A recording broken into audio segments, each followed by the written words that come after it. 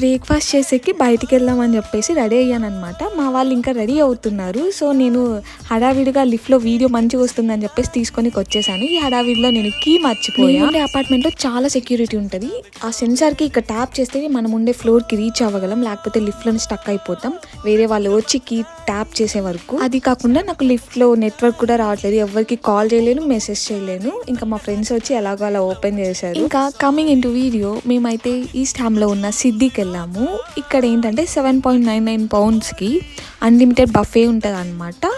నాకైతే మంచిగానే అనిపించింది. పూరి, దోశ, వడ, ఇడ్లీ, సాంబార్, సంథింగ్ ఇంకా ఏవో కొన్ని ఐటమ్స్ ఉన్నాయన్నమాట. బట్ నాలాంటి వాళ్ళు వెళ్తే ఆ మనీకి న్యాయం చేయలేమన్నమాట.